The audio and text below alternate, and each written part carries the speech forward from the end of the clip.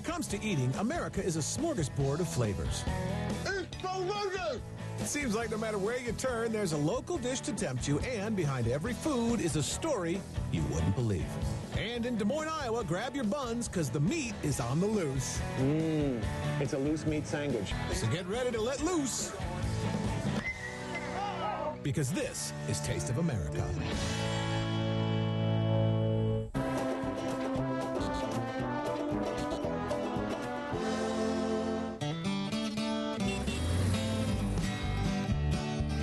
We're in Des Moines, Iowa, America's heartland, where there's a lot of corn, baseball, and a local sandwich that has folks swinging for the fences.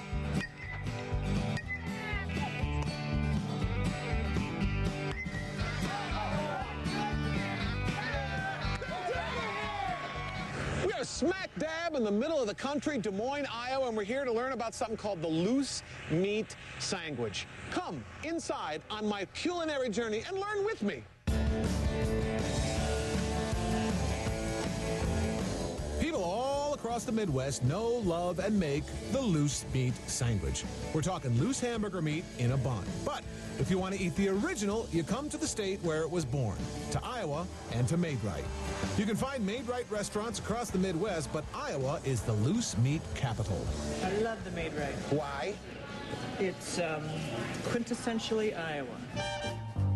It all started back in 1926 when a butcher in Muscatine, Iowa made a loose meat sandwich for a postal worker who ate it and proclaimed, "This sandwich is just made right."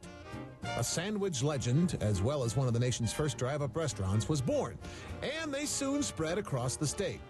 The thing is, it looks like the butcher didn't know how to spell. Today, Brad and Tanya Burt are carrying on the loose meat tradition. I hear there's a special process to making the sandwich, and their clothes are certainly made right. Mark, welcome to Maid-Rite. How are you?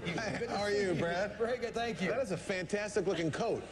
Well, thank you. What is a loose meat sandwich? It sounds like it's a sloppy Joe. No, it's not a sloppy Joe, and you'll see later on. Tomato sauce. Apparently, sloppy joes have tomato sauce and loose meat sandwiches don't. But just to be sure, I better see how they're made.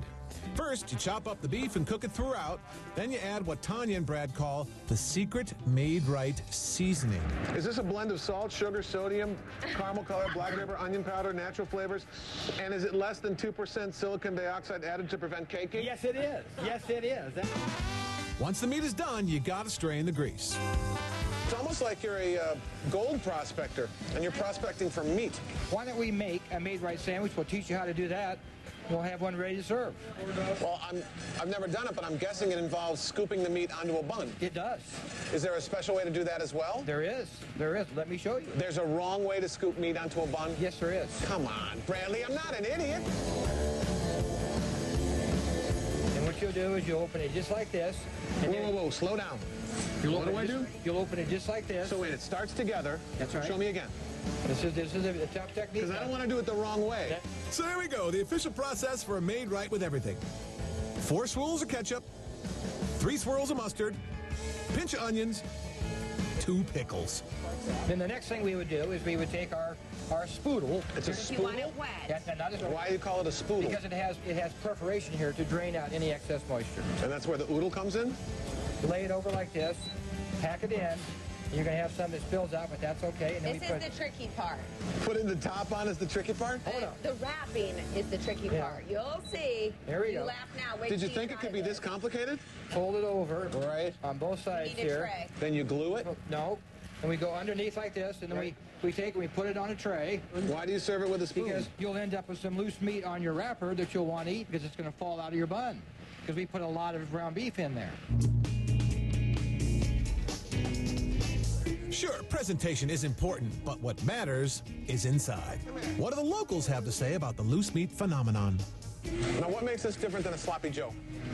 Well, because it's made right. Sloppy Joes are not made right. This is made right.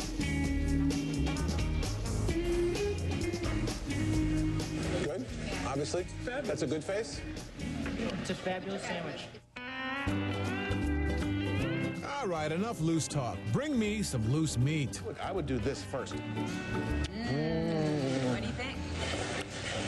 It tastes like a sloppy Joe. No, I can't. No tomato. It's very good. Tastes very loose, very meaty. That's yummy, actually. And you know, I don't miss the tomato of the sloppy Joe world. They are good because it has the right ingredient. There's not too much sloppy in it, and it has that kind of... And very little Joe. Very little Joe. Bradley, thank you so much. Thank you very much. Tanya, thank you so much for making... Pleasure. It's far more complicated than you'd think. What?